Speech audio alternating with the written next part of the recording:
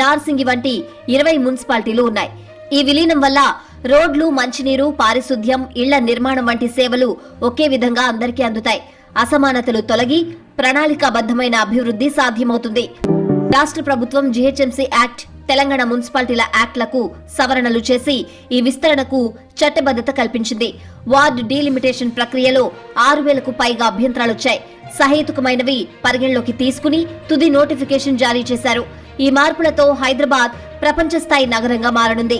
Real estate రంగంలో పెట్టుబడులు పెరిగే అవకాశం ఉంది. ఏకరూప పన్నులు, మెరుగైన మౌలిక సదుపాయాలు అందుబాటులోకి వస్తాయి.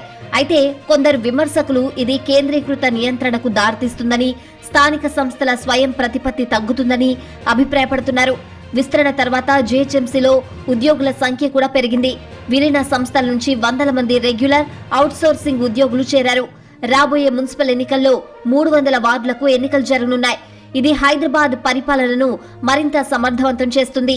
ఈ విస్తరణ వల్ల హైదరాబాద్ భవిష్యత్ నగరంగా మారనుంది. ఫ్యూచర్ సిటీ కూడా దీనికి త్వరలోనే జత కలిసే ఛాన్స్ ఉంటుంది. ప్రభుత్వం ఏకరూప అభివృద్ధి, మెరుగైన సేవలు, ప్రజల సౌకర్యం కోసం ఈ నిర్ణయం తీసుకుంది. రానున్న రోజుల్లో హైదరాబాద్ మరింత వేగంగా అభివృద్ధి చెందుతుంది. ఈ మార్పులు తెలంగాణ రాజధాని హైదరాబాద్ ను ప్రపంచ మ్యాప్ లో మరింత ప్రముఖంగా నిలబడతాయి.